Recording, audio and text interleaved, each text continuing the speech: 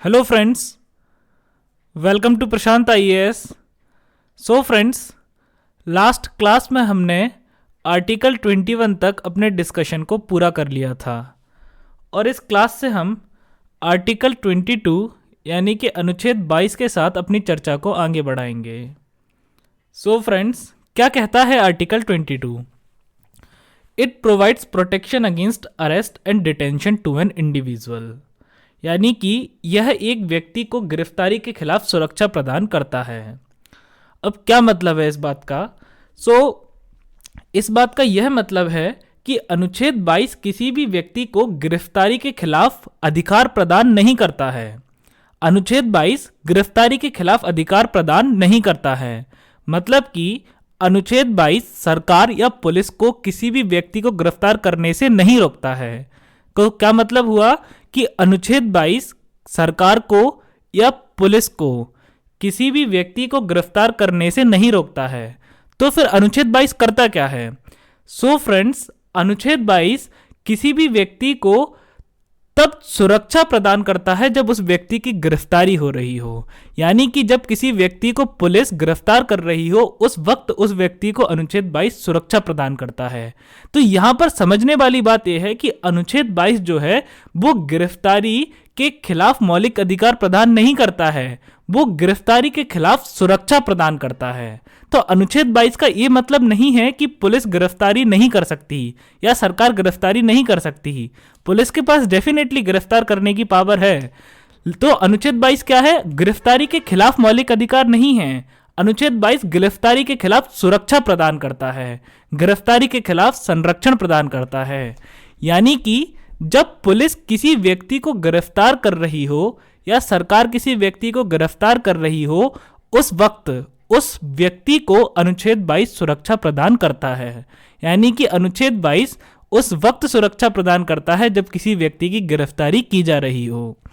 जैसे कि फ्रेंड्स, आप सभी ने सुना होगा कि बहुत सारे धर्मों में, बहुत सारे रिलीजन्स में ताबीज या फिर किसी सिंबल को पहनने की परंपरा होती है। जैसे कि ईसाई धर्म के लोग क्रॉस पहनते हैं, हिंदू धर्म के लोग ताबीज पहनते हैं या एमुलेट पहनते हैं। तो ताबीज या क्रॉस क्यों पहना जाता है? डेफिनेटली ताबीज या क्रॉस इसलिए पहना जाता है कि यदि कभी आपके सामने कोई भूत या बुरी आत्मा आ जाए तो वो ताबीज या वो कोई भी सिंबल जो है वो उस बुरी आत्मा को भगा सके। तो इस बात का क्या मतलब हुआ?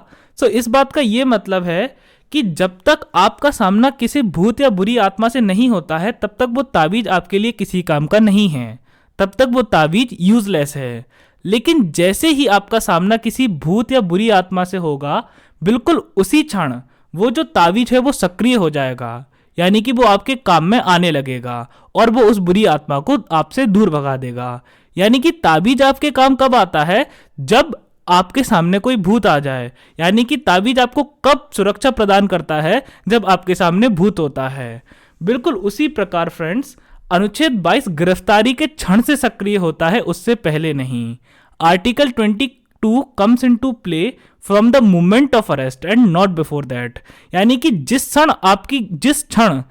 पल आपकी गिरफ्तारी शुरू हो जाती है, बिल्कुल उसी पल से अनुच्छेद 22 आपको सुरक्षा प्रदान करना शुरू कर देता है। तो जब तक आपकी गिरफ्तारी नहीं हो रही तब तक अनुच्छेद 22 आपके किसी काम का नहीं है, तब तक वो आपके लिए यूजलेस है। लेकिन जब पुलिस या सरकार आपको गिरफ्तार कर रही हो तो उस वक्त अनुच्छेद 22 आपको सुरक्षा प्रदान करता है।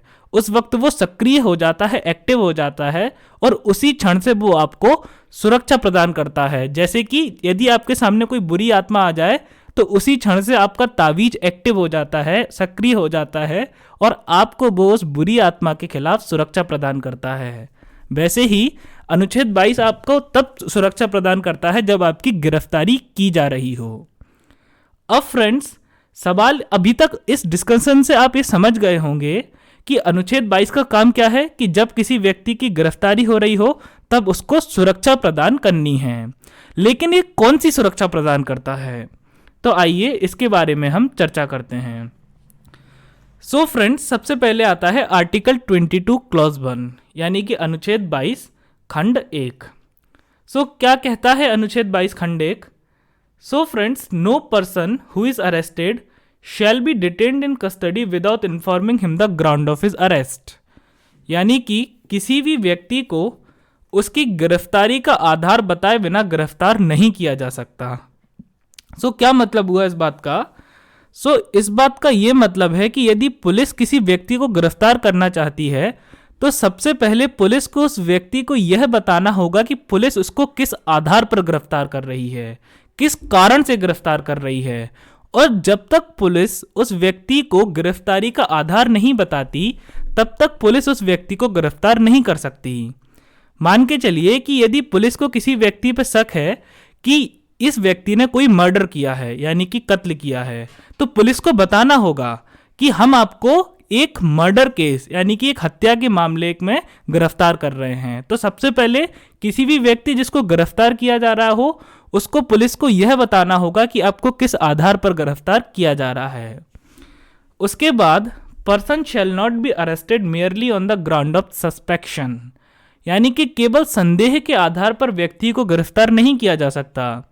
जैसे कि यदि कहीं कोई हत्या हुई है तो पुलिस किसी भी व्यक्ति को इस आधार पर गिरफ्तार नहीं कर सकती कि मुझे शक है कि आपने हत्या की है। तो ऐसे तो पुलिस किसी पर भी शक कर लेगी, किसी पर भी संदेह कर लेगी और इससे पुलिस को मनमानी शक्ति मिल जाएगी। इसलिए अनुच्छेद 22 खंड 1 के उपबंध करता है, यानी कि आर्टिकल 22 क्लॉज 1 इस बात की व्यवस्था करता है कि जब तक पुलिस के पास एटलीस्ट थोड़ा सा सबूत ना हो, कुछ सबूत ना हो, कोई थोड़ा सा प्रूफ ना हो, तब तक पुलिस गिरफ्तार नहीं कर सकती। तो केवल संदेह के आधार पर व्यक्ति को गिरफ्तार नहीं किया जा सकता, पुलिस के पास एटलीस्ट कुछ सबूत होना चाहिए। जैसे कि यदि किसी व्यक्ति को पुलिस हत्या केस में गिरफ्तार करना चाहती है तो पुलिस सिर्फ इस आधार पर उस व्यक्ति को गिरफ्तार नहीं कर सकती कि मुझे आप पर शक है। पुलिस के पास कुछ सबूत होना चाहिए। उदाहरण के लिए उस व्यक्ति का स्मार्टफोन, उस व्यक्ति से संबंधित कोई भी वस्तु यदि हत्या वाले स्थान पर मिली हो तभी पुलिस उस व्यक्ति को गिरफ्तार कर सकती है। इसके बाद arrested person has the right to inform his family members और friends of the ground of his arrest, यानी कि गिरफ्तार व्यक्ति को अपनी गिरफ्तारी के दौरान अपने परिवार के सदस्यों और दोस्तों को सूचित करने का अधिकार है। तो क्या मतलब है इस बात का? जैसे कि इस स्टोरी में पुलिस किसी व्यक्ति को हत्या के जुर्म में अरेस्ट कर रही है, यानी कि गिरफ्तार कर रही है। तो अब जो व्यक्ति है उसको इस बात का मौलिक अधिकार प्राप्त है कि वो फोन करके या मैसेज करके या किसी भी तरह से अपने फैमिली के किसी भी सदस्य को, अपने किसी भी मित्र को या अपने किसी भी परिचित को इस बात की सूचना दे सके कि पुलिस मुझे गिरफ्तार कर रही है, और वो ये आधार भी बता सके कि पुलिस मुझे किस आधार पर गिरफ्तार कर रही है। जैसे कि उस उदाहरण में पुलिस हत्या के आरोप में व्यक्ति को गिरफ्तार कर रही थी। अब friends, he is also entitled to consult a lawyer of his choice and defend himself, यानी कि वह अपने पसंद के वकील से सलाह ले सकता है और अपना बचाव कर सकता है।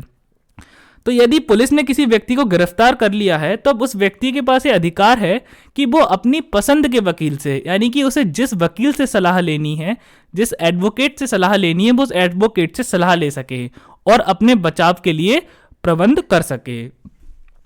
अब फ्रेंड्स, इसके बाद आता है कि arrest of the person shall be recorded in official diary, यानी कि प्रत्येक व्यक्ति की गिरफ्तारी पुलिस डायरी में दर्ज की जाएगी। तो पुलिस के पास एक ऑफिशियल डायरी होती है, यानी कि उनकी एक पुलिस डायरी होती है, और जिस भी व्यक्ति को पुलिस अरेस्ट करती है यानी गिरफ्तार करती है तो ये पुलिस की ड्यूटी होती है कि वो उस व्यक्ति की गिरफ्तारी को उस डायरी में लिखे कि इस फला व्यक्ति को, जिसकी ये बल्दियत है और उसकी सारी डिटेल, आज गिरफ्तार किया गया है। तो उस व्यक्ति की गिरफ्तारी जो है वो पुलिस डायरी में दर्ज की जानी चाहिए। अब फ्रेंड्स, ये थोड़ी सी टेक्निकल है चीज़, इसलिए मैं आपको एक एग्जांपल देता हूँ ताकि आपको ये बात और अच्छे से क्लियर हो सके। आप इस स्क्रीन पर देख सकते हैं कि बाएं हाथ की तरफ एक चोर है।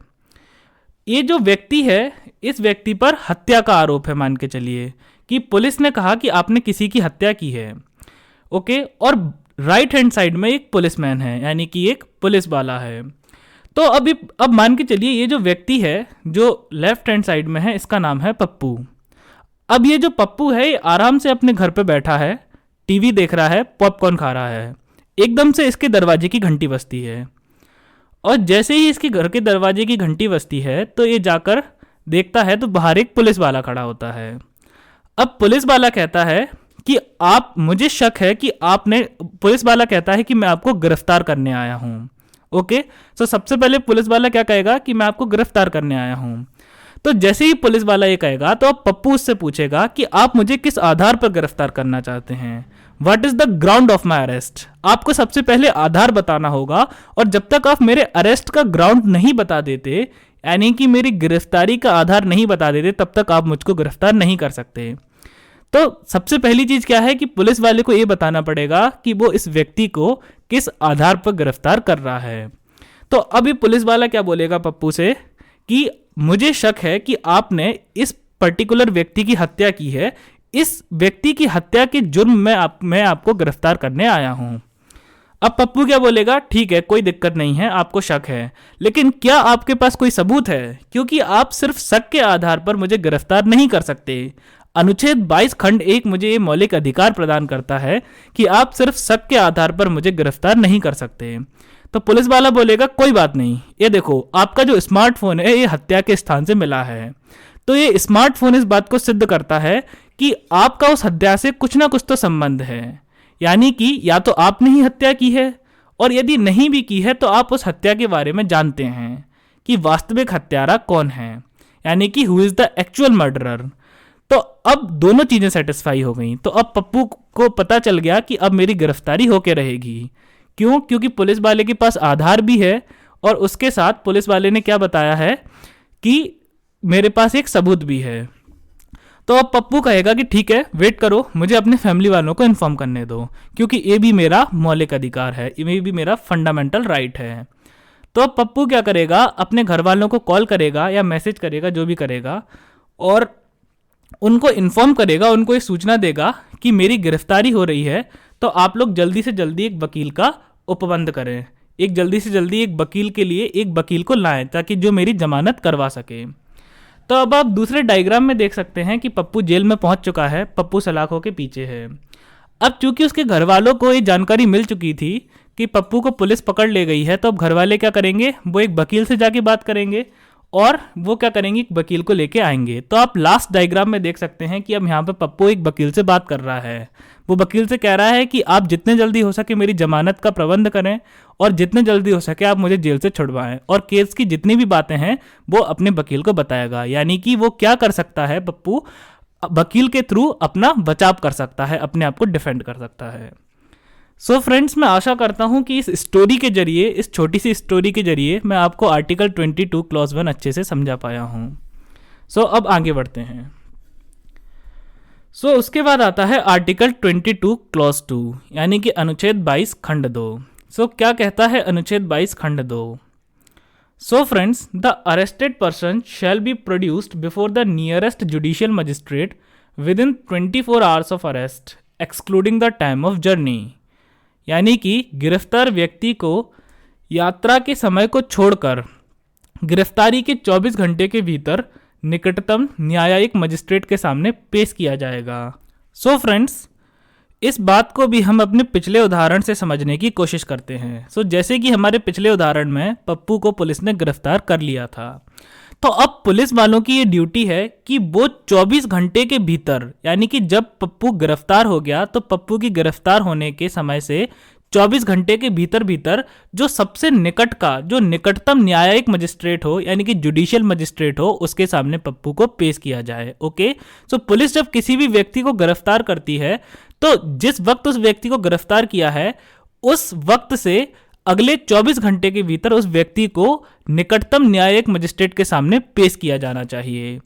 अब फ्रेंड्स, ये जो 24 घंटे हैं इसमें यात्रा का समय नहीं जोड़ा जाएगा, यानी कि ये यात्रा के समय को छोड़कर गिने जाएंगे।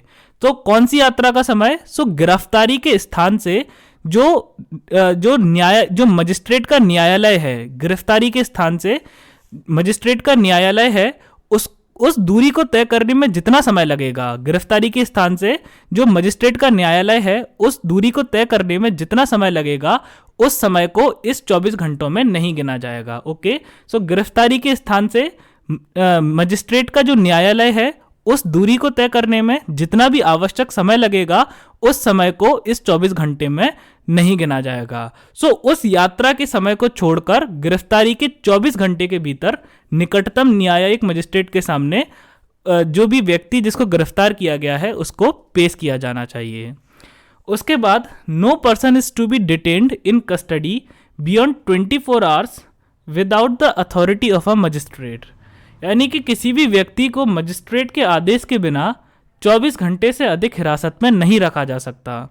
तो क्या मतलब है इस बात का? जैसे कि इस उदाहरण में पुलिस ने पप्पू को गिरफ्तार किया था, तो अब जिस भी समय पप्पू को पुलिस ने गिरफ्तार किया तो पुलिस अब अगले 24 घंटे तक सिर्फ पप्पू को अपनी गिरफ्त में रख सकती है।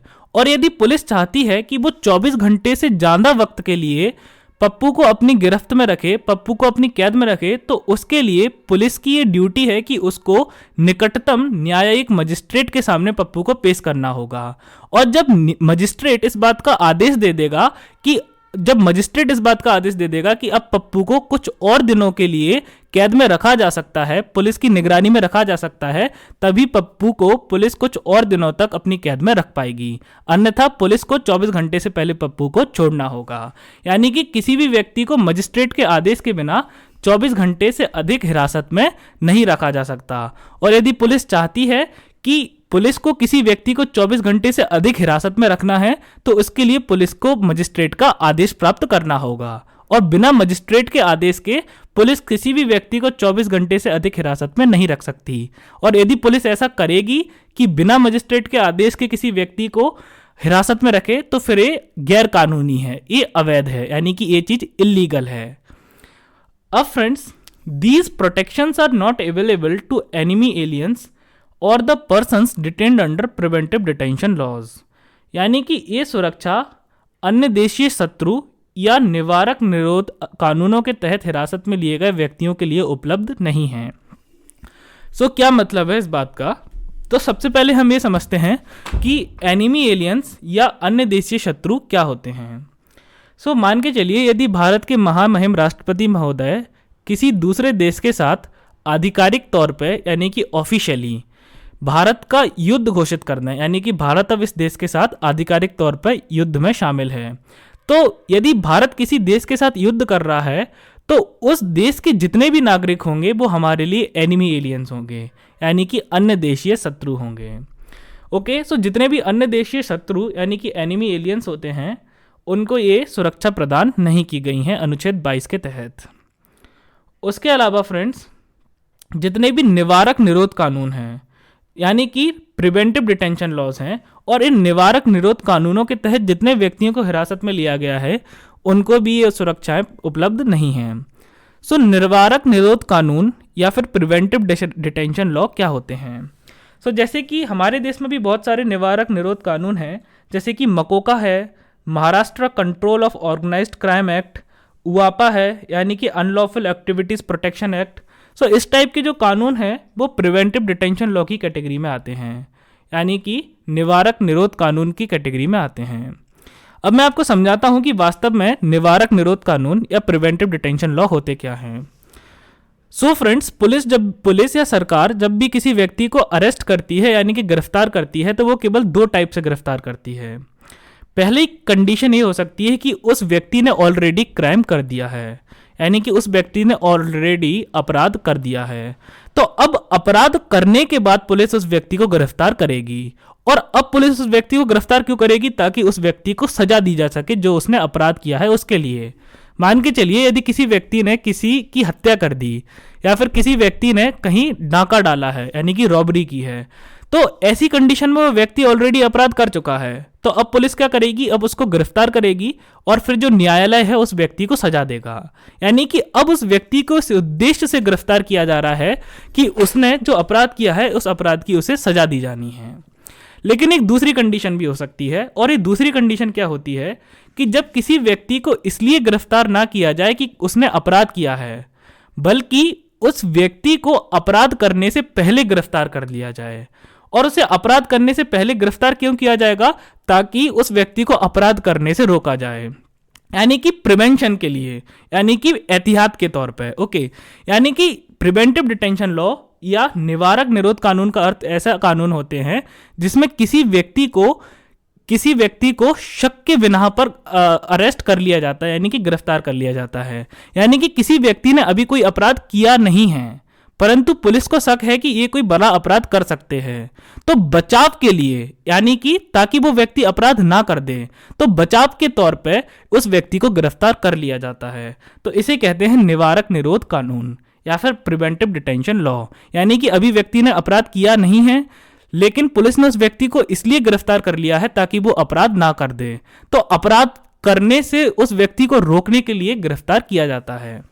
अब इस बात को आपको अभी समझ में नहीं आ रही होगी, इसलिए मैं आपको एक एग्जांपल देता हूं ताकि आपको ये और अच्छे से समझ में आ सके। सो फ्रेंड्स, मान के चलिए कि मार्च या अप्रैल का महीना है। सो डेफिनेटली आप सब लोग जानते हैं कि मार्च अप्रैल के महीने में गर्म कपड़े कोई नहीं पहनता है, क्योंकि हमारे देश में ज़्यादातर गर्मियाँ आना स्टार्ट हो जाती हैं। अब मार्च अप्रैल के महीने में रेलवे स्टेशन के पास दो व्यक्ति कंबल ओढ़ के बैठे हैं। सो डेफिनेटली जब वो कंबल ओढ़ के बैठे हैं तो कुछ गड़बड़ है। अब वहाँ से जो शहर के एसपी हैं, यानी कि सुप्रिटेंडेंट ऑफ पुलिस हैं आपके ज़िले के, वो वहाँ से गुजरते हैं। तो वो देखते हैं कि ये जो दोनों व्यक्ति हैं वो कंबल ओढ़े बैठे हुए हैं, तो अब डेफिनेटली दाल में कुछ काला है, देयर इज समथिंग फिशी। तो अब सुप्रिटेंडेंट ऑफ पुलिस क्या करेंगे, वो जाएंगे और उन व्यक्तियों से कंबल छीन लेंगे। तो जब वो उन व्यक्तियों से कंबल छीनते हैं तो वो देखते हैं कि इनके पास क्या है, उनके पास AK-47 है, और AK-47 के अलावा दोनों के पास बहुत भारी मात्रा में RDX है। RDX क्या होता है? RDX एक्सप्लोसिव मटेरियल होता है, यानी कि विस्फोटक सामग्री होती है, एक तरह से बम की तरह जिसे यूज किया जाता है। तो अब डेफिनेटली ये दोनों व्यक्ति, अब AK-47 एक ऐसी बंदूक है जो सिविलियंस के लिए तो अलाउ है ही नहीं, वो केवल मिलिट्री, पैरामिलिट्री फोर्सेस, इस टाइप की फोर्सेस के लिए अलाउ है। यानी कि पहली चीज तो इनके पास जो बंदूक है वो अवैध है, दूसरी चीज जो इन्होंने RDX रखा है वो भी अवैध है, और ये AK-47 और RDX लेके दिवाली तो मनाएंगे नहीं ये लोग, है ना। क्या करेंगे? डेफिनेटली इन लोग जो प्लानिंग कर रहे होंगे, तो अब कोई भी व्यक्ति इस सोच के कॉमन सेंस लगा सकता है कि ये जो व्यक्ति हैं वो कुछ बड़े लेवल का विस्फोट करना चाहते हैं, ये भारी मात्रा में लोगों की जान लेना चाहते हैं। तो हो सकता है कि ये व्यक्ति क्या है, आतंकवादी हों। तो अब केवल इस शक के आधार पर, और डेफिनेटली एसपी के पास प्रूफ भी है क्योंकि उन व्यक्तियों के पास AK-47 है, RDX है, तो अब इस चीज के आधार पर सुप्रिटेंडेंट ऑफ पुलिस जो है, यानी कि जो एसपी है, वो उन्हें निवारक निरोध कानून यानी कि प्रिवेंटिव डिटेंशन लॉ के तहत गिरफ्तार कर लेगा। ओके, और उन व्यक्तियों को ये संरक्षण प्रदान नहीं होगा जो अनुच्छेद 22 क्लॉज 1 और अनुच्छेद 22 क्लॉज 2 में दिए गए हैं। ओके, सो अब क्यों एसपी ने इन व्यक्तियों को गिरफ्तार किया? ताकि उनको अपराध करने से रोका जा सके। तो उनको अपराध करने के पहले ही गिरफ्तार कर लिया गया। किस आधार पर? कि उनके पास AK-47 थी, RDX था। तो डेफिनेटली कॉमन सेंस वाली बात है कि वो कुछ बड़ा धमाका करना चाहते थे, तो इस आधार पर इन व्यक्तियों को गिरफ्तार कर लिया गया। और इस टाइप की गिरफ्तारी को कहते हैं निवारक निरोध कानून के तहत की गई गिरफ्तारी, या फिर arrest by preventive detention law, arrest under preventive detention law. So friends, अब हम आगे बढ़ते हैं। सो फ्रेंड्स, उसके बाद आता है अनुच्छेद 23 यानी कि आर्टिकल 23। सो क्या कहता है article 23 clause 1? So it prohibits traffic in human being, begar और any other form of forced labour, यानी कि मानव का दुर्व्यापार और बेगार तथा इस प्रकार की अन्य बलात् श्रम प्रतिषिद्ध किया जाता है। सो अनुच्छेद 23 खंड 1 कहता है कि मानव का दुर्व्यापार और बेगार तथा इस प्रकार का अन्य बलात् श्रम प्रतिषिद्ध किया जाता है। तो सबसे पहले सवाल ये उठता है कि ह्यूमन ट्रैफिकिंग क्या होता है, यानी कि ट्रैफिक इन ह्यूमन बीइंग, या फिर जिसे कहते हैं मानव का दुर्व्यापार, ये क्या होता है? सो फ्रेंड्स, मान के चलिए कि एक व्यक्ति है या फिर एक अपराधी है जिसने क्या किया, जिसने कुछ लड़कियों का या कुछ बच्चों का किडनैप किया, और इन बच्चों का और लड़कियों को किडनैप करने के बाद उसने इन लड़कियों को और इन बच्चों को बेच दिया। तो इस प्रकार की जो एक्टिविटी है इसको क्या कहा जाता है? ह्यूमन ट्रैफिकिंग या फिर मानव का दुर्व्यापार। ओके, अब आप डेफिनेटली जानते हैं कि जो व्यक्ति इन बच्चों को खरीदेगा या इन लड़कियों को खरीदेगा वो इनके साथ क्या कर सकता है।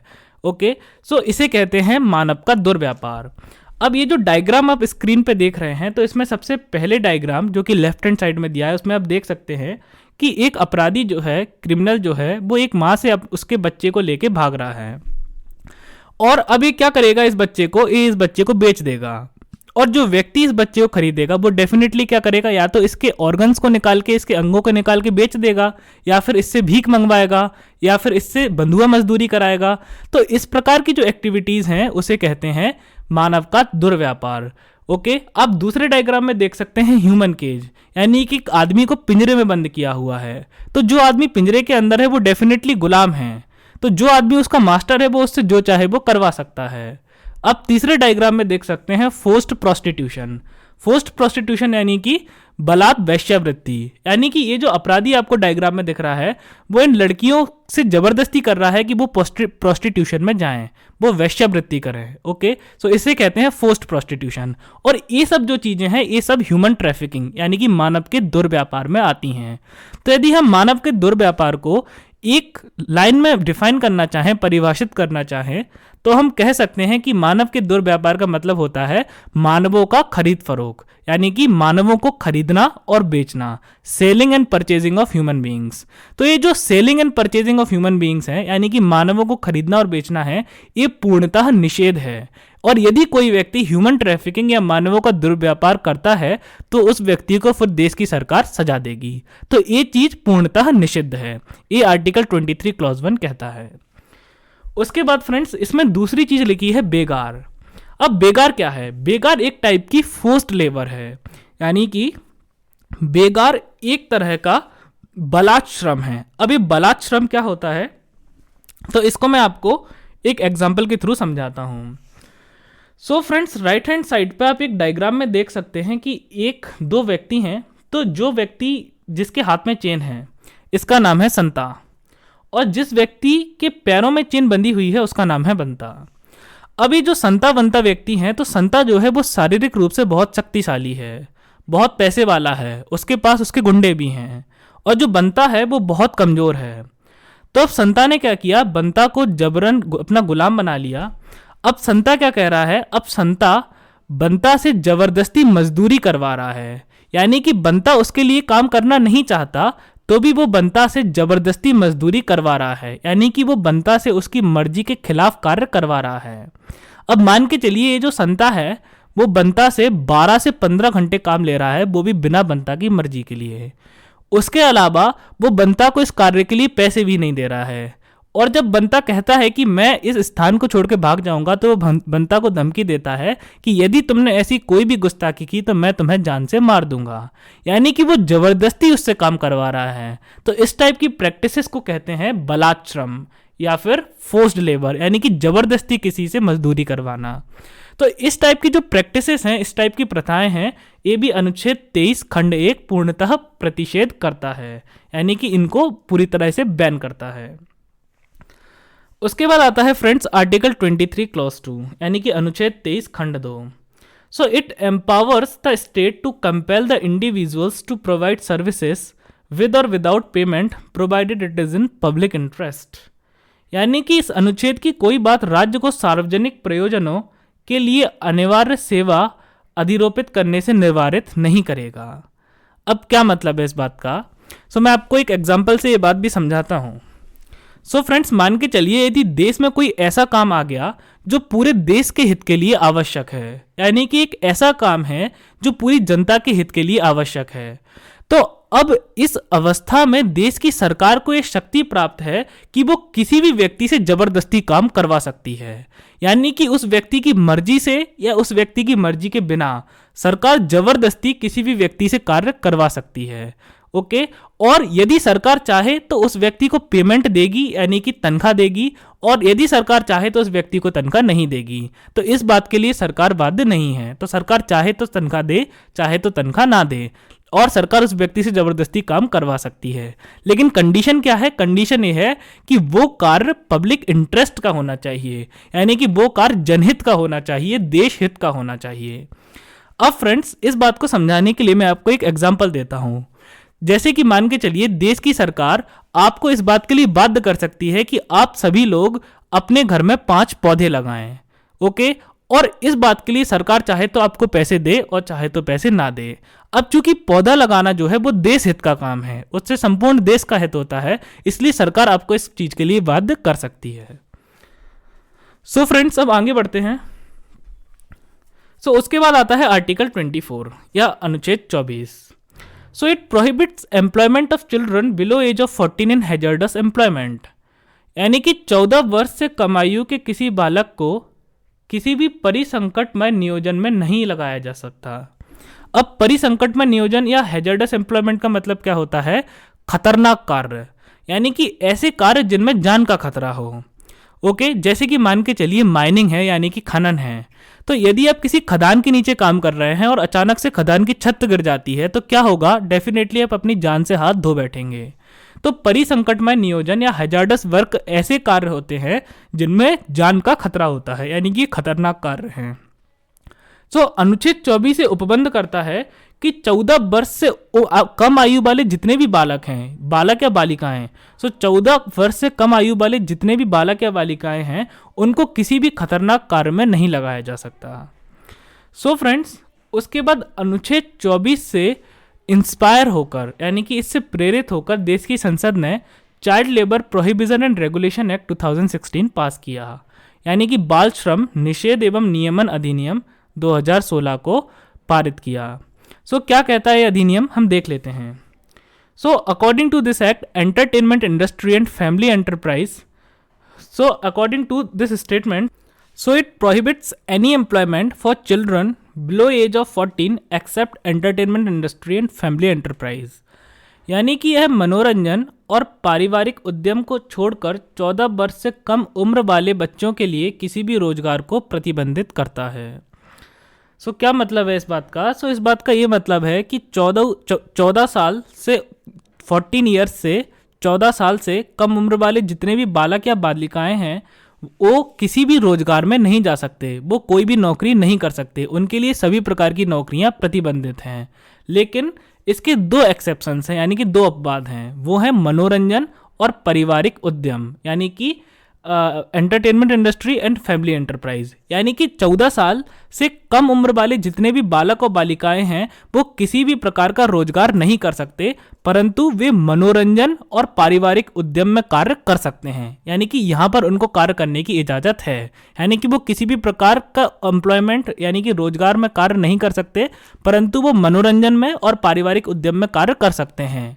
जैसे कि मनोरंजन, यानी कि मान के चलिए जैसे जो टीवी सीरियल्स आते हैं, फिल्में आती हैं, तो मूवीज़ में, टीवी सीरियल्स में बच्चे काम कर सकते हैं।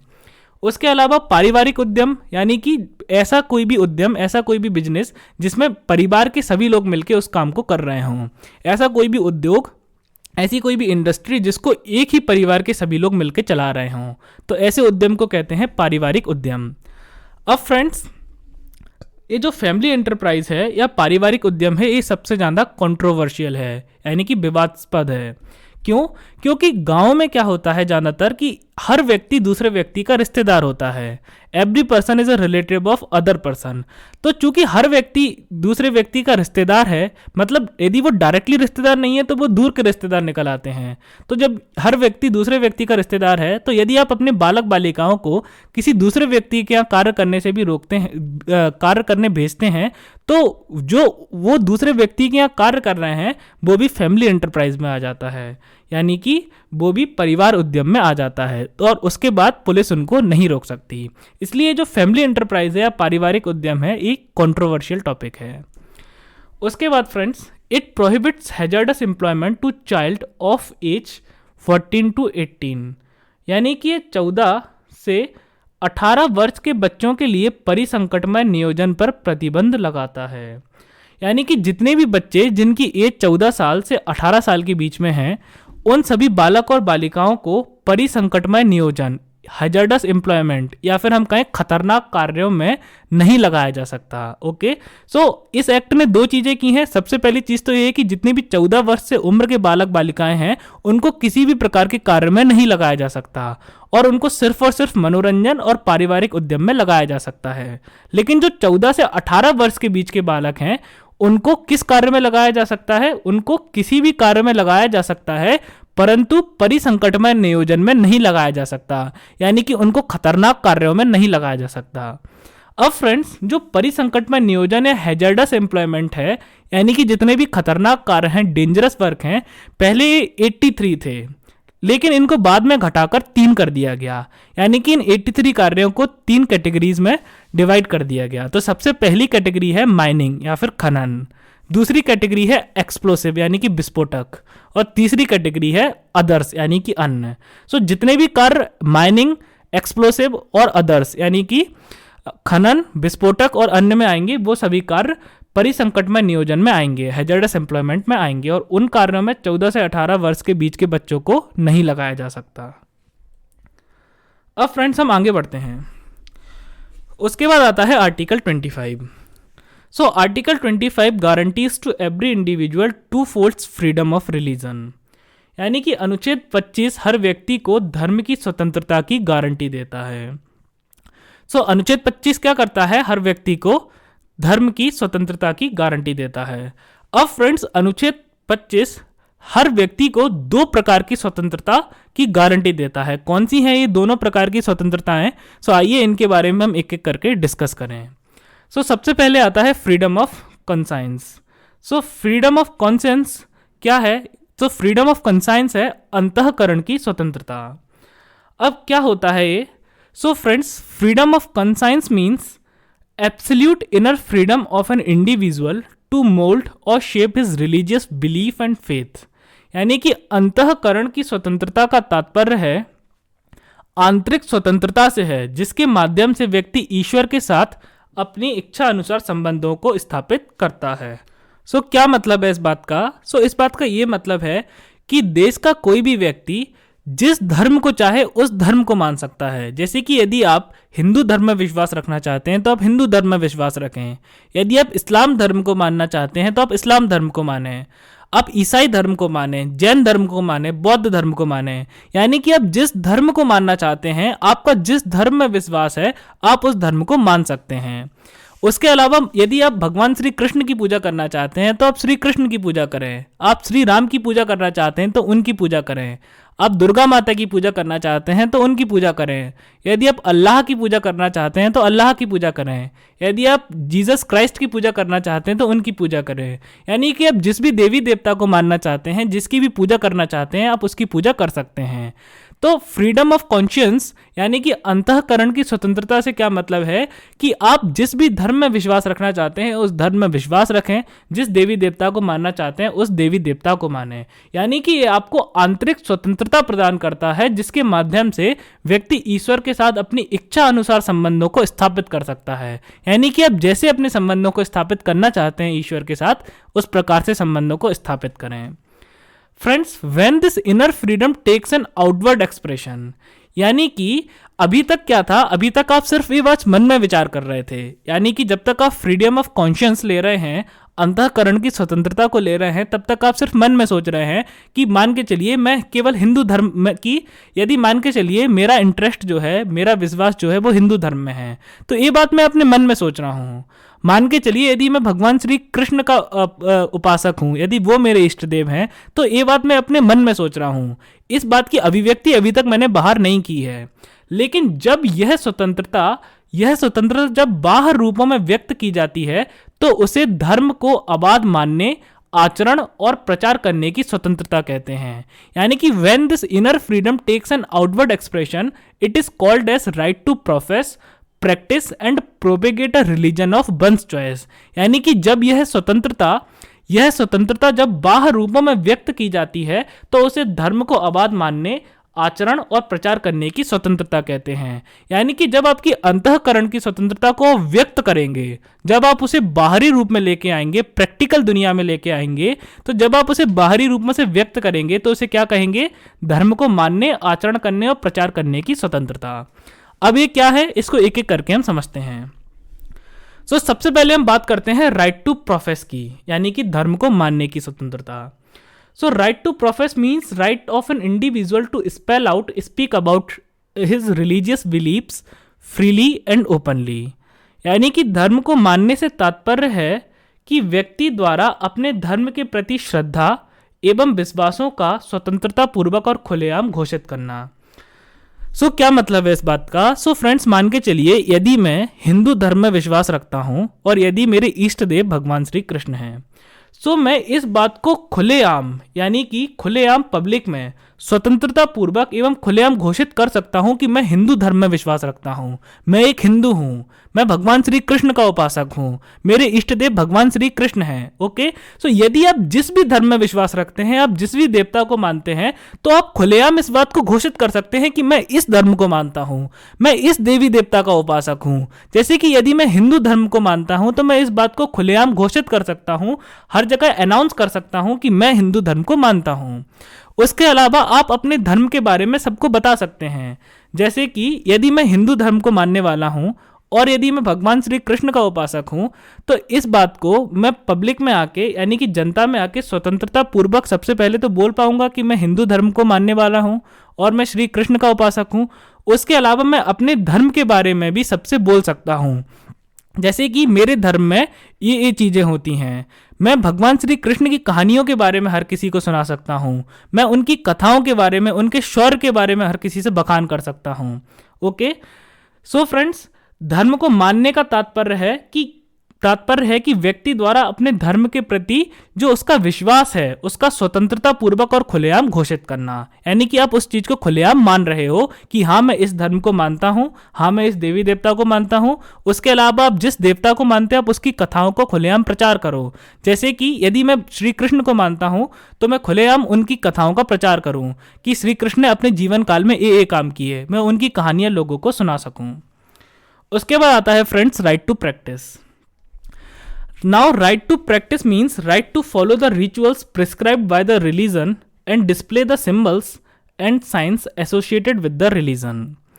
यानी कि धर्म के आचरण करने का तात्पर्य धर्म द्वारा विहित कर्तव्यों, कर्मकांडों, धार्मिक कृत्यों को प्रदर्शित करने की स्वतंत्रता जो उसके धर्म द्वारा विहित किए गए हों। अब क्या मतलब है इस बात का? दोबारा मैं आपको एक एग्जांपल देता हूं ताकि आप इस बात को आसानी से समझ सकें। फ्रेंड्स मान के चलिए कि यदि मैं यदि मान के चलिए हिंदू धर्म को मानने वाला हूं, यदि मेरा विश्वास हिंदू धर्म में है और मेरे ईष्ट देव मान के चलिए कि विष्णु भगवान हैं, यानी कि नारायण भगवान हैं।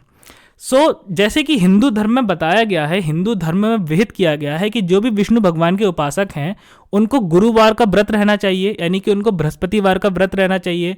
उसके अलावा जब भी वो बृहस्पतिवार को व्रत रहें उनको पीले कपड़े पहनने चाहिए, उनको पीले कलर का भोजन करना चाहिए। उसके अलावा उनको श्री नारायण के मंदिर में जाना चाहिए।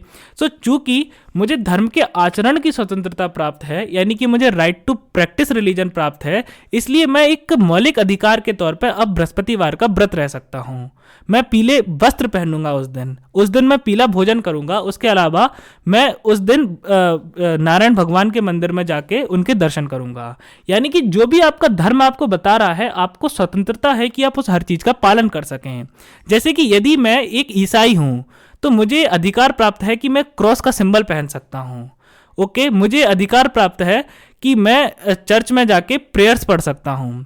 यदि मैं एक मुसलमान हूं तो मुझे एक अधिकार प्राप्त है कि मैं दाढ़ी रख सकता हूं, मैं टोपी पहन सकता हूं। यदि मैं एक सिख हूं तो मुझे अधिकार प्राप्त है कि मैं पगड़ी पहन सकता हूं, मैं कृपाण अपने साथ रख सकता हूं। कृपाण क्या है? कृपाण एक तरह का हथियार होता है, तलवार टाइप का। ओके, यानी कि धर्म के आचरण करने का तात्पर्य है धर्म द्वारा विहित कर्तव्यों, कर्मकांडों, धार्मिक कृत्यों को प्रदर्शित करने की स्वतंत्रता जो उसके धर्म द्वारा विहित किए गए हों। यानी कि आपके धर्म ने आपसे जो करने के लिए कहा है आप वो सब कर सकते हैं। जैसे कि यदि मैं एक सिख हूं तो मेरे धर्म ने मुझसे कहा है कि मैं पगड़ी पहनूं, मैं अपने बाल ना कटवाऊं, उसके अलावा मैं कृपाण को अपने साथ रखूं, तो मैं ये सब करूंगा। यानी कि मैं पगड़ी पहनूंगा, मैं अपने बाल नहीं कटवाऊंगा, मैं कृपाण को अपने साथ रखूंगा। तो इसका मतलब होता है धर्म के आचरण की स्वतंत्रता। फ्रेंड्स, उसके बाद आता है right to propagate. Right to propagate का मतलब है to spread the religion by seminars, cultural events, writing books and converting persons religion but not by force और टेम्पटेशन। यानी कि धर्म के प्रचार करने का अर्थ है अपने विचारों को दूसरों तक संप्रेषित करना और उनको मनवाने के लिए समझाना बुझाना, बशर्ते कि इसमें कोई भी दबाव का तत्व ना हो। अब क्या मतलब है इस बात का?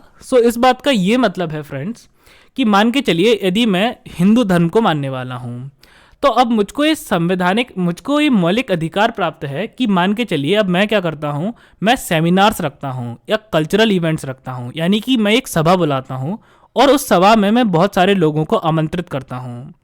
अब जितने भी लोग आएंगे मैं उन सब लोगों को मतलब मैं सभी अलग अलग धर्म के लोगों को इस सभा में आमंत्रित करूंगा। अब जितने भी लोग आते हैं उन सभी लोगों को मैं हिंदू धर्म के बारे में बताऊंगा कि हिंदू धर्म में क्या होता है। हिंदू धर्म में जितने भी देवी देवता हैं उनकी शौर्य गाथाओं का बखान करूंगा, उनके यश के बारे में बताऊंगा, उनकी शक्तियों के बारे में बताऊंगा और ये भी बताऊंगा कि हिंदू धर्म को यदि आप ज्वाइन करते हो, यानी कि यदि आप हिंदू धर्म में शामिल होते हो तो आपको क्या क्या फ़ायदे हैं।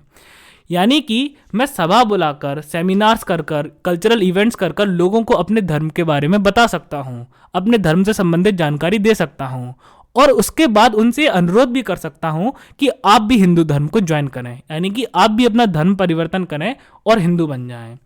लेकिन फ्रेंड्स इसमें ध्यान देने वाली बात यह है कि जब मैं दूसरे व्यक्तियों से ये कह रहा हूं कि आप भी हिंदू बन जाएं तो मैं सिर्फ उनसे कह सकता हूं, उनको अपने धर्म की विषय सामग्री समझाकर कि मेरे धर्म में ऐसा ऐसा होता है। मैं उन पर दबाव नहीं बना सकता, मैं उनको लालच नहीं दे सकता और यदि मैं ऐसा करता हूं तो फिर ये अवैध होगा, ये इल्लीगल होगा। ओके, जैसे कि आप किसी को बंदूक दिखाकर उसका धर्म परिवर्तन नहीं करा सकते, एक गैर असंवैधानिक है, उसके अलावा ये इल्लीगल है, यानी कि गैर कानूनी है।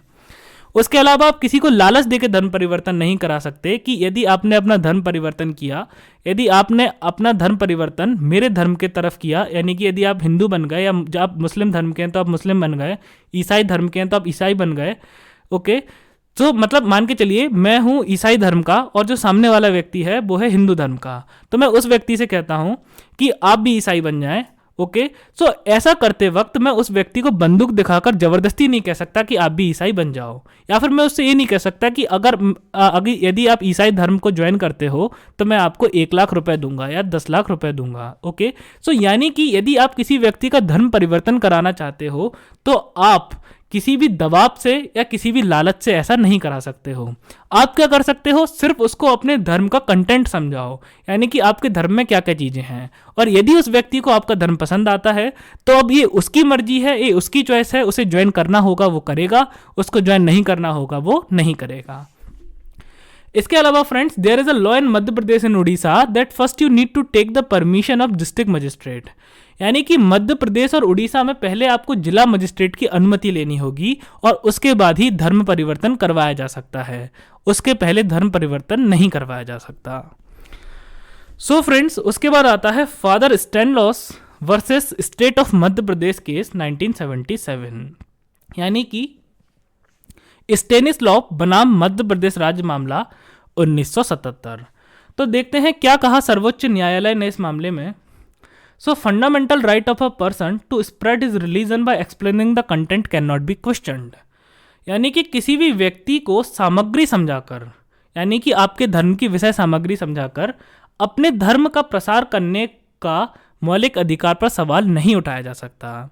यानी कि मान के चलिए यदि आप ईसाई धर्म के हैं, यदि मैं ईसाई धर्म से संबंध रखता हूँ, यदि मैं ईसाई धर्म का हूँ और यदि मैं अपने धर्म का प्रचार इस प्रकार से कर रहा हूँ कि मैं लोगों को बाइबल के बारे में पढ़ा रहा हूँ, बाइबल में जो ज्ञान दिया है उसके बारे में पढ़ा रहा हूँ, उसके अलावा मैं क्या कर रहा हूँ, जो ईसा मसीह हैं यानी कि जो जीसस क्राइस्ट है उनकी स्वर्ग गाथाओं के बारे में बता रहा हूँ, तो मैं जब तक किसी भी व्यक्ति को अपने धर्म की सामग्री समझा रहा हूँ तब तक मुझ पर सवाल नहीं उठाया जा सकता। ओके, तब तक ना पुलिस मुझे रोक सकती है ना सरकार मुझे रोक सकती है। ओके, बिल्कुल उसी प्रकार यदि मैं हिंदू हूं तो मैं किसी भी व्यक्ति को अपने धर्म की सामग्री समझा सकता हूं। मैं उनको भगवान श्री कृष्ण की स्वर्ग गाथाओं के बारे में बता सकता हूं, भगवान श्री राम के मर्यादा पुरुषोत्तम होने के बारे में बता सकता हूं, उनकी स्वर्ग गाथाएं सुना सकता हूं, उनको गीता का ज्ञान बता सकता हूं कि हमारे यहाँ हमारे इस प्रकार के धर्म ग्रंथ हैं, आपको भी हिंदू धर्म ज्वाइन करना चाहिए, तो मैं उनसे इस प्रकार की बात बोल सकता हूं। तो सर्वोच्च न्यायालय ने कहा कि किसी भी व्यक्ति को सामग्री समझाकर अपने धर्म का प्रसार करने का मौलिक अधिकार पर सवाल नहीं उठाया जा सकता। उसके बाद क्या कहा कोर्ट ने कि there is no fundamental right to convert others to one's own religion, यानी कि दूसरों को अपने धर्म में परिवर्तित करने से संबंधित कोई मौलिक अधिकार नहीं है। यानी कि यदि आपको ये मौलिक अधिकार प्राप्त है कि आप दूसरे व्यक्तियों को अपने धर्म की सामग्री समझा सकते हो, इसका मतलब ये नहीं है कि आप दूसरे व्यक्ति को अपने धर्म में परिवर्तित कर सकते हो। तो ये आपका मौलिक अधिकार नहीं है, ये उस व्यक्ति की चॉइस है, ये उस व्यक्ति की मर्जी है कि वो चाहेगा तो आपके धर्म को ज्वाइन करेगा, चाहेगा तो नहीं करेगा। उसके बाद कोर्ट ने कहा कि इन the case of faith and belief the fundamental right enjoy by the individual is absolute and state can not interfere in it.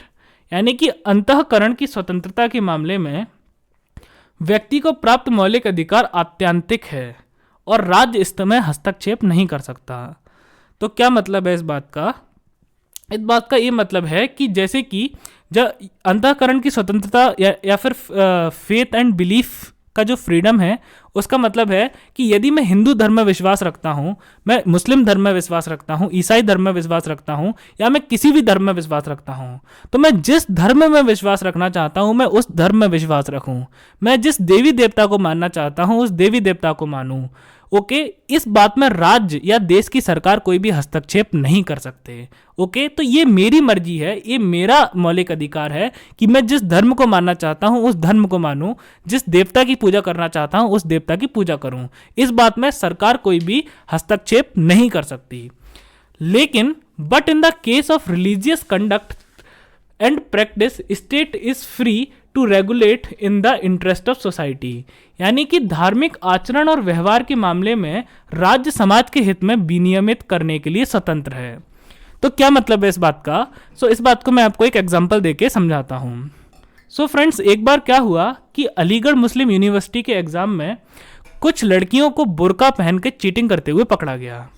तो जो अथॉरिटीज़ थी, यानी कि कॉलेज का जो प्रबंधन था, उन्होंने इस बात को बैन कर दिया कि कोई भी अब बुर्का पहन के एग्ज़ाम नहीं देगा। इस चीज़ को हाई कोर्ट में चैलेंज किया गया, इलाहाबाद हाई कोर्ट में। इलाहाबाद हाई कोर्ट ने ये कहा कि इस टाइप की जो भी प्रैक्टिस है, यानी कि जो भी कॉलेज ने आदेश दिए हैं कि बुर्का नहीं पहना जा सकता एग्ज़ाम के दौरान, ये धर्म की स्वतंत्रता के खिलाफ हैं। यानी कि जो कॉलेज ने आदेश दिए थे उसको हाई कोर्ट ने अवैध घोषित कर दिया।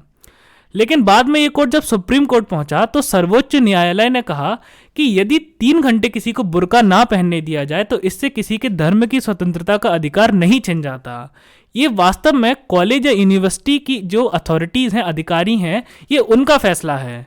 यदि वो चाहें तो वो इस तरह के रूल्स बना सकते हैं, इस तरह के नियम बना सकते हैं ताकि वो चीटिंग को रोक सके, ताकि फेयर तरीके से, सही तरीके से एग्जाम कंडक्ट करवाया जा सके। ओके, सुप्रीम कोर्ट ने कहा कि यदि कॉलेज की जो अथॉरिटीज़ हैं या यूनिवर्सिटी के जो अधिकारी हैं, वो यदि एग्जाम में बुर्का या किसी भी चीज़ को बैन करना चाहें तो वो कर सकते हैं। ओके, ये एग्जांपल मैंने आपको इसलिए दिया ताकि मैं आपको ये समझा सकूं कि जब धर्म के आचरण की बात आती है, व्यवहार की बात आती है, तो देश की सरकार को अधिकार प्राप्त है कि सरकार उसमें हस्तक्षेप कर सकती है, सरकार उसके लिए कानून बना सकती है, लेकिन वो समाज के हित और राज्य के हित में होना चाहिए। फ्रेंड्स, अब हम आगे बढ़ते हैं। उसके बाद आता है आर्टिकल 26, यानी कि अनुच्छेद 26। आर्टिकल 26 कहता है freedom to manage religious affairs, यानी कि धार्मिक कार्यों के प्रबंध की स्वतंत्रता। देखते हैं क्या है।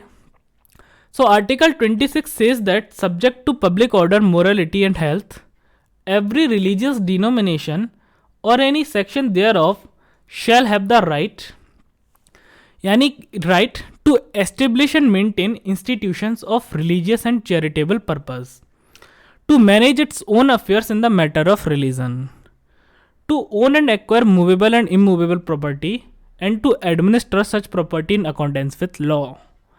यानी कि लोक व्यवस्था, सदाचार और स्वास्थ्य के अधीन रहते हुए प्रत्येक धार्मिक संप्रदाय या उसके किसी अनुभाग को धार्मिक और पूर्त प्रयोजनों के लिए संस्थाओं की स्थापना और पोषण का, अपने धर्म विषयों कार्यों के प्रबंध करने का, जंगम और स्थावर संपत्ति के अर्जन और स्वामित्व का और ऐसी संपत्ति का विधि के अनुसार प्रशासन करने का अधिकार होगा।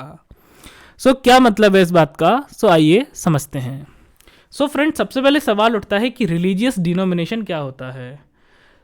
रिलीजियस डिनोमिनेशन होता है कोई भी रिलीजियस ग्रुप, यानी कि कोई भी धार्मिक संप्रदाय, ओके, यानी कि कोई भी धार्मिक समूह। सो रिलीजियस डिनोमिनेशन या धार्मिक संप्रदाय का मतलब है कोई भी रिलीजियस ग्रुप, यानी कि कोई भी धार्मिक समूह। जैसे कि हिंदू एक रिलीजियस ग्रुप है, एक धार्मिक समूह है। इस्लाम या फिर मुस्लिम क्या है, एक धार्मिक समूह है। सिख, ईसाई, ये सब क्या है, ये रिलीजियस डिनोमिनेशंस या धार्मिक समूह हैं। सो रिलीजियस डिनोमिनेशन या धार्मिक संप्रदाय का मतलब है रिलीजियस ग्रुप या फिर धार्मिक समूह। सो आर्टिकल 26 क्या कहता है कि हर धार्मिक समूह को, यानी कि हर रिलीजियस डिनोमिनेशन को ये अधिकार होगा to establish and maintain institutions for religious and charitable purpose, यानी कि धार्मिक और पूर्त प्रयोजनों के लिए संस्थाओं की स्थापना और पोषण का। सो क्या मतलब है इस बात का? सो इस बात का ये मतलब है कि हर धर्म को, हिंदू, मुस्लिम, सिख, ईसाई, कोई भी धर्म हो, हर धर्म को ये अधिकार प्राप्त होगा कि वो अपनी संस्थाओं की स्थापना कर सके और उनका रखरखाव कर सके। ओके, सो हर धर्म को ये अधिकार प्राप्त होगा कि वो अपनी धार्मिक संस्थाओं की स्थापना कर सके और उन संस्थाओं का रखरखाव कर सके। जैसे हिंदुओं को ये अधिकार प्राप्त है कि वो मंदिरों की स्थापना कर सकें और उन मंदिरों का रखरखाव कर सकें। बिल्कुल उसी प्रकार ईसाइयों को ये अधिकार प्राप्त है कि वो मदरसों की या चर्च की स्थापना कर सकें, यानी कि उन्हें एस्टेब्लिश कर सकें और उनका रखरखाव कर सकें, यानी कि उनको मेंटेन कर सकें। उसके बाद देखते हैं B part. So B part क्या है? बी पार्ट है कि हर धर्म को to manage its own affairs in the matter of religion, यानी कि अपने धर्म विषयों कार्यों का प्रबंध करने का। सो क्या मतलब है इस बात का? सो इस बात का ये मतलब है कि हर धर्म को, हिंदू, मुस्लिम, सिख, ईसाई, कोई सा भी धर्म हो, हर धर्म को ये अधिकार प्राप्त है कि वो धर्म से संबंधित जितने भी विषय हैं उन विषयों का प्रबंध कर सके। सो प्रत्येक धर्म को यह अधिकार होगा कि वो अपने धर्म विषयक कार्यों का प्रबंध कर सके। ओके, सो क्या मतलब है इस बात का? सो इस बात का ये मतलब है कि हर धर्म को यह अधिकार होगा कि जितने भी उनके धर्म से संबंधित कार्य हैं, उनके धर्म से संबंधित जितने भी कार्य होंगे, उन सब कार्यों को कौन देखेगा? वो धर्म देखेगा। सो इस बात को मैं आपको एक एग्जांपल देके समझाता हूँ। जैसे कि मान के चलिए हिंदू धर्म है। सो हिंदू धर्म में जैसे कि हिंदू धर्म है, सो हिंदू धर्म में मंदिर में किस दिन देवी देवता को कौन सा प्रसाद चढ़ाना है, इस बात का निर्णय कौन लेगा? सो जो मंदिर का हेड पुजारी है वो इस बात का निर्णय लेगा। बिल्कुल उसी प्रकार से किस दिन देवी देवताओं को कौन से कपड़े पहनाने हैं, कौन से वस्त्र आभूषण पहनाने हैं, इस बात का निर्णय कौन लेगा? इस बात का निर्णय मंदिर के पुजारी लेंगे। बिल्कुल उसी प्रकार से देवी देवताओं को कौन सी प्रार्थनाएं समर्पित करनी है, यानी कि उनको प्रसन्न करने के लिए कौन सी प्रार्थना करनी है, इस बात का निर्णय कौन लेगा? इस बात का निर्णय मंदिर के पुजारी लेंगे। ओके, सो जितने भी धर्म हैं उन सभी धर्मों को ये अधिकार प्राप्त है कि उनके जो धर्म विषयक कार्य हैं, यानी कि धर्म से संबंधित जितने भी कार्य हैं, उन सभी कार्यों का प्रबंध कौन कर सकता है? धर्म स्वयं कर सकता है। जैसे कि यदि हम हिंदू धर्म को देखें तो हिंदू धर्म में धर्म संबंधित कार्य कौन कौन से हो सकते हैं कि देवी देवताओं को क्या प्रसाद चढ़ाना है। सो इस बात का निर्णय कौन लेगा? मंदिर के पुजारी लेंगे। देवी देवताओं को कौन से वस्त्र आभूषण पहनाने हैं, तो इस बात का निर्णय कौन लेगा? पुजारी लेंगे। बिल्कुल उसी प्रकार पुजारी इस प्रकार के नियम भी बना सकते हैं कि जो भी लोग प्रार्थना में शामिल हो रहे हैं उनको इस प्रकार के वस्त्र पहनने हैं, जो भी लोग प्रार्थना में शामिल हो रहे हैं उन सबको स्नान करके आना है। ओके, यानी कि धर्म से संबंधित जितने भी विषय हैं, धर्म से संबंधित जितने भी विषय हैं, उन सभी विषयों की देखभाल कौन करेगा? उन सभी विषयों पर निर्णय कौन लेगा? स्वयं वो धर्म लेगा। ओके, लेकिन फ्रेंड्स इसमें बात यह है कि जितने भी सेक्युलर सब्जेक्ट्स हैं, यानी कि जो पंथ निरपेक्ष विषय हैं, उनके बारे में धर्म को अधिकार प्राप्त नहीं होगा। सो क्या मतलब है इस बात का? सो मान के चलिए कि किसी भी मंदिर को या किसी भी धर्म को ये अधिकार प्राप्त नहीं है कि वो किसी भी आतंकवादी को, किसी भी अपराधी को अपने धार्मिक स्थल में शरण दे सकें। और यदि किसी भी धर्म के व्यक्ति, किसी भी धर्म के लोग किसी भी अपराधी को या फिर किसी भी आतंकवादी को अपने धार्मिक स्थल में, अपने धार्मिक जगह पर स्थान देते हैं, तो फिर स्टेट जो है, यानी कि सरकार जो है, वो हस्तक्षेप कर सकती है।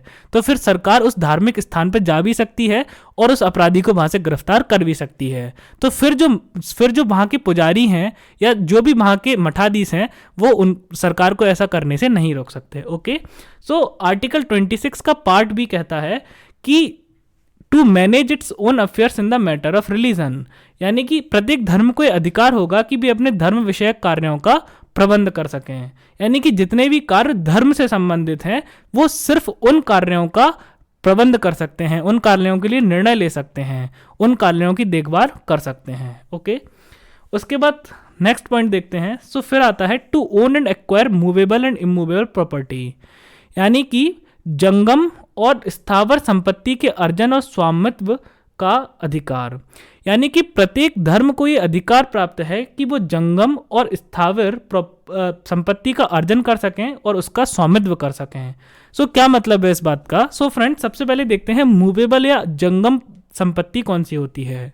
सो मूवेबल प्रॉपर्टी या जंगम संपत्ति का अर्थ ऐसी संपत्ति से होता है जिसको एक जगह से दूसरी जगह ले जाया जा सके, यानी कि जिसको उठाकर एक जगह से दूसरी जगह ले जा सकें।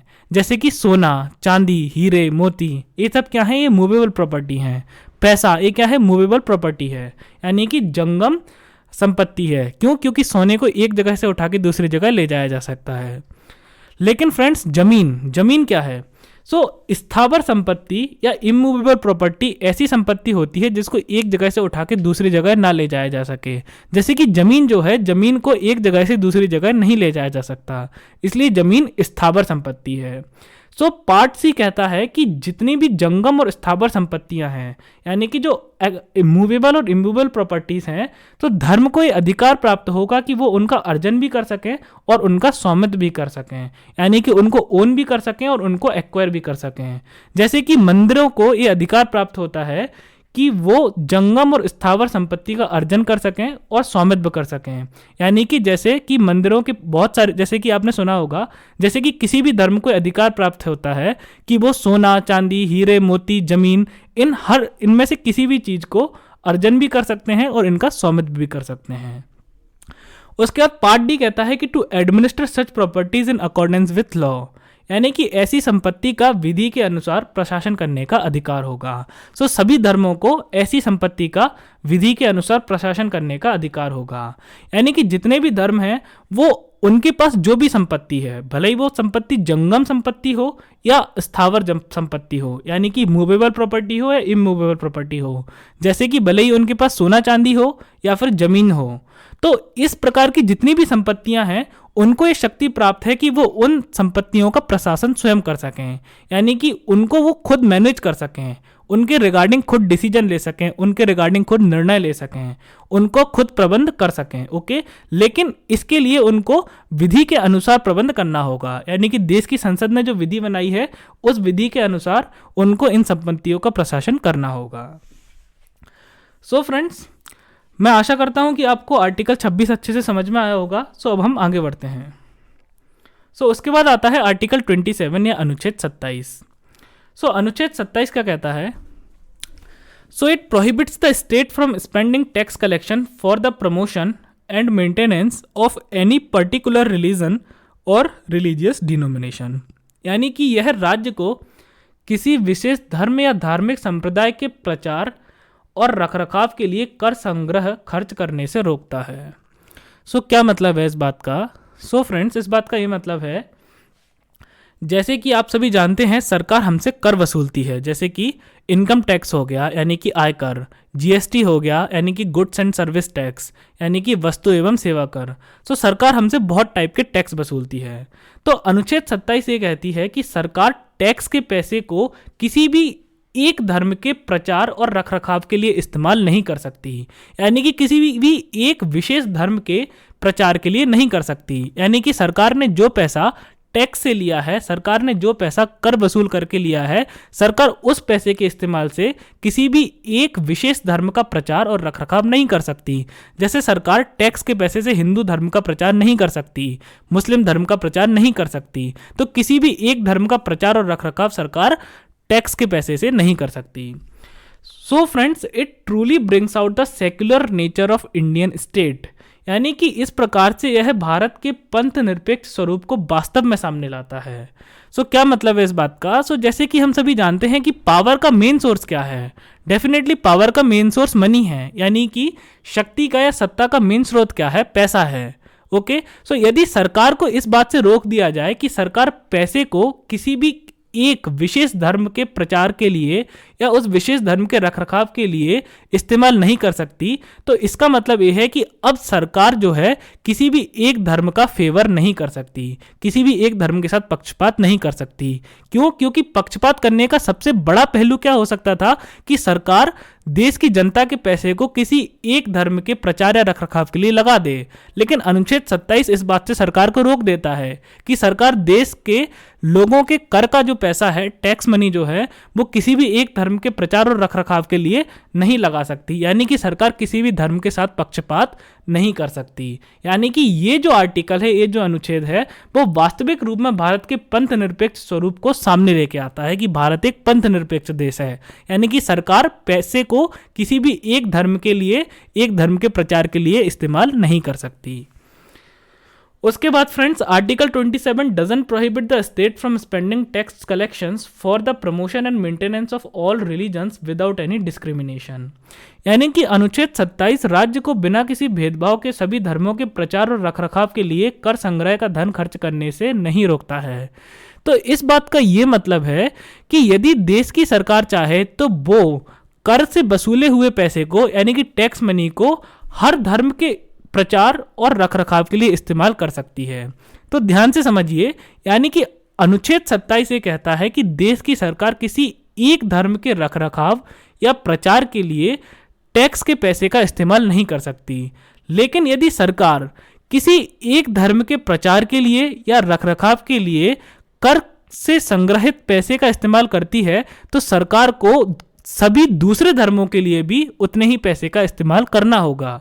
जैसे कि यदि भारत सरकार हिंदू धर्म के प्रचार के लिए 100 रुपये खर्च करती है, तो अब भारत सरकार को मुस्लिम धर्म, ईसाई धर्म, जैन धर्म, बौद्ध धर्म और भारत में जितने भी धर्म हैं, उन सभी धर्मों के प्रचार के लिए 100 रुपये खर्च करने होंगे। यानी कि अनुच्छेद 27 ये नहीं कहता कि जो देश की सरकार है वो सभी धर्मों के प्रचार और रखरखाव के लिए पैसे खर्च नहीं कर सकती।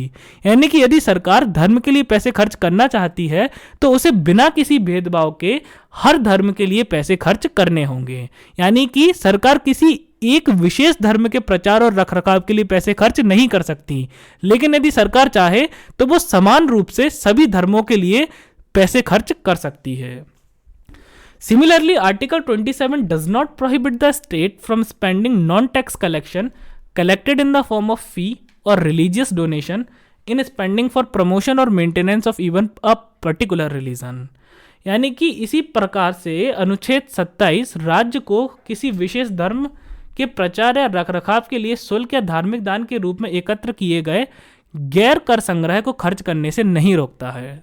अब इस बात का क्या मतलब है? इस बात को मैं आपको एक एग्जांपल देके समझाता हूं। मान के चलिए फ्रेंड्स कि हिंदू धर्म में एक सभा का आयोजन किया गया, यानी कि एक सेमिनार बुलाया गया। अब इस सभा में क्या होगा कि एक धर्मगुरु आएंगे और वो हर किसी को हिंदू धर्म के बारे में ज्ञान देंगे, और जिस किसी को भी इस सभा को ज्वाइन करना है उसके लिए 100 रुपये की एंट्री फीस रखी गई। यानी कि आप 100 रुपये दो और गुरुदेव के प्रवचन सुनो। ओके, अब मान के चलिए 10,000 लोग इस सभा में आए, इस सेमिनार में आए, तो हर व्यक्ति ने 100 रुपये दिए और 10,000 व्यक्ति आए। तो यदि आप 10,000 को 100 से मल्टीप्लाई करें तो आप पाएंगे कि 10 लाख रुपए इस प्रकार से एकत्रित कर लिए गए। तो अब ये 10 लाख रुपए कैसे इकट्ठे हुए? 10 लाख रुपए कैसे इकट्ठे हुए? ये एक तरह से एक फीस थी, यानी कि ये शुल्क था। और ये शुल्क किस चीज का था? ये शुल्क हिंदू धर्म के किसी आयोजन के लिए ही लगाया गया था कि जिन लोगों को गुरु के प्रवचन सुनने हैं उन लोगों को 100 रुपये का शुल्क देना होगा। यानी कि उसी विशेष धर्म के आयोजन के लिए शुल्क लगाया गया था। तो अब इस 10 लाख रुपए को सरकार केवल और केवल हिंदू धर्म के प्रचार के लिए और उसके रखरखाव के लिए इस्तेमाल कर सकती है। बिल्कुल उसी प्रकार यदि इस प्रकार का शुल्क या दान किसी और धर्म में होता है तो सरकार उस पैसे का उस अकेले धर्म के प्रचार और रखरखाव के लिए इस्तेमाल कर सकती है। सो फ्रेंड्स, मैं आशा करता हूं कि आप लोगों को आर्टिकल 27 भी अच्छे से समझ में आया होगा। सो फ्रेंड्स, आज के लिए बस इतना ही। मैं आशा करता हूं कि आप लोगों को लेक्चर अच्छे से समझ में आया होगा और आप लोगों ने लेक्चर को एंजॉय किया होगा। और यदि आप लोगों ने लेक्चर को एंजॉय किया हो तो वीडियो को लाइक करें, कमेंट करें, चैनल को सब्सक्राइब करें, बेल आइकन को प्रेस करें, नोटिफिकेशन बेल को ऑन करें, और उसके अलावा इस चैनल को इस चैनल के बारे में ऐसे कम से कम 10 लोगों को बताएं जो IAS या किसी भी स्टेट PSC की तैयारी कर रहे हों। Till then, take care of yourself. Thank you.